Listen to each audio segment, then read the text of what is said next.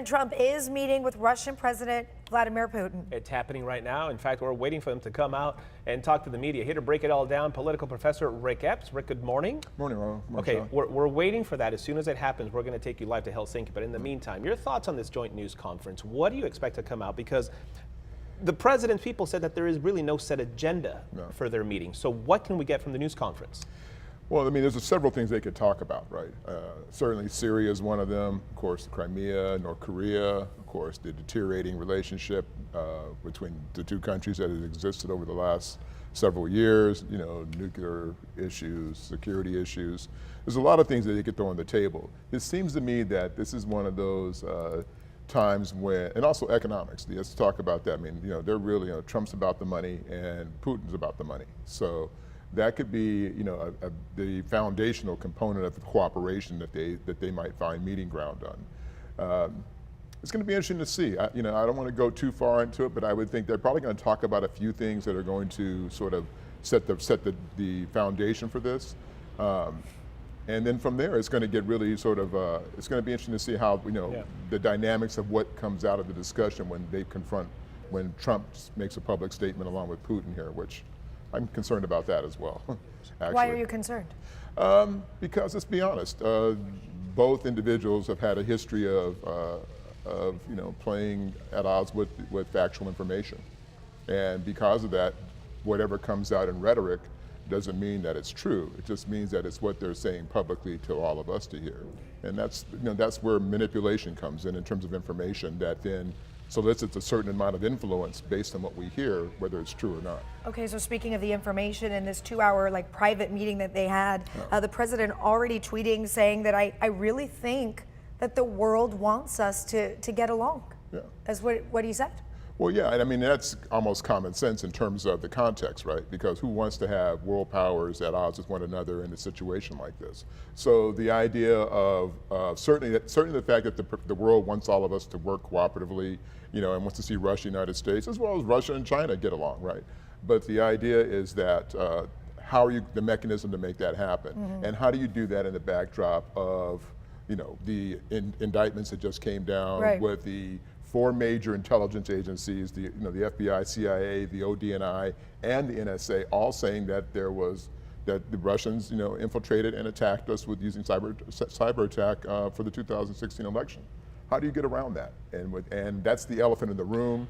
Can he sidestep that? Would that not be the first thing they talk about when the doors close? Those 12 Russian military intelligence agents who now officially charged with hacking the election?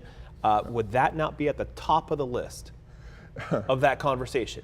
Well, you would think it would be, right? But here's the problem. I mean, when they asked Trump about this the other day, Trump said, I hadn't really thought about asking him this question, you know, but maybe I will, you know, maybe it's, you know, maybe I will. So, which I think is also a bit disingenuous because there's no way that you can't have that discussion. Right. The question is, for them behind closed doors, I think, is how do they frame it so that it can come out, you know, with a positive result for him. Well, the president mentioned that the relations between the countries are at its worst it's ever been because of what he calls this witch hunt.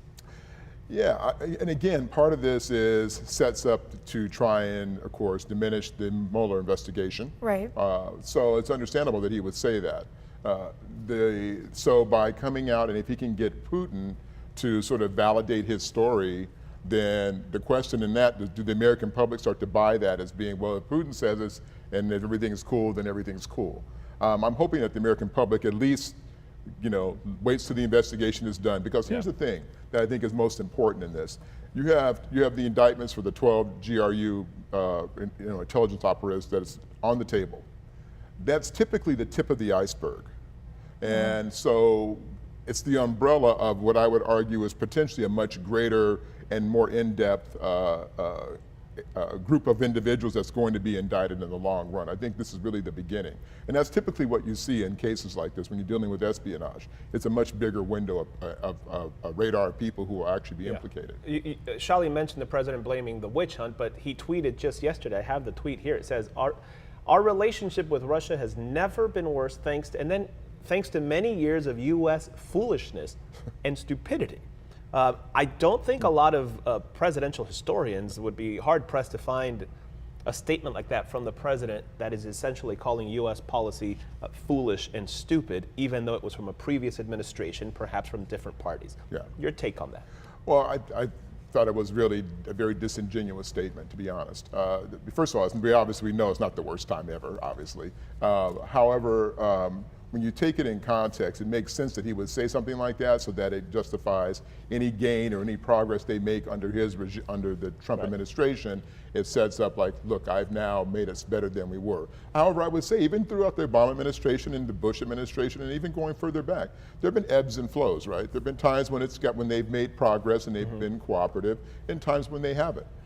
Right now, because of this issue of course, with the cybersecurity and all the things that have happened since 2016, it certainly means that it's been much more tense. But to say that it was worse during Obama tried to call him out on his stuff.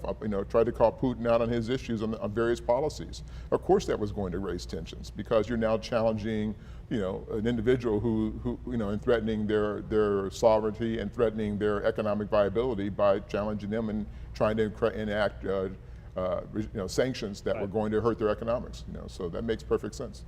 Who else is part of this meeting, Rick? Are there other officials, American officials, that are there as well? Interesting. There are people on the outside of the door, at least initially. On the inside of the door, there's only the interpreter for Putin and an interpreter for Trump, which again I think is also very problematic. It's actually almost unprecedented that you would have a situation like this where no one is in the room to hear what's going on between those two individuals, particularly at a time when I think there's so much going on that people want to have answers to. And so much of it's tied to the investigation and the image within the investigation. I think it looks very, and the thing about this is Trump loves this. He loves the setup of this, and that's okay. I mean, he does what he does. But the truth is, I think it really leaves us all very vulnerable to manipulation by the comments that are going to come out between the two of them, because neither one of them has been particularly very good to be honest, with the truth and throughout their time in office. So we are anxious. The world is anxious to hear from these two men, and we just got word that news conference that was supposed to happen at 6:50 our time has now been pushed back until 8 o'clock our time, so about another 40 minutes from now. We're going to keep you here. You don't have anywhere to go? You're good? Of course not, yeah. Okay, because we need to get your insight on this. Political professor Rick Epps, and again, that news conference between President Trump and Vladimir Putin scheduled now for 8 o'clock, so they've pushed it back. Not surprisingly. Not at all. Rick Epps, thank you. We'll see you a little bit later on. See you a little bit. All right. Time now.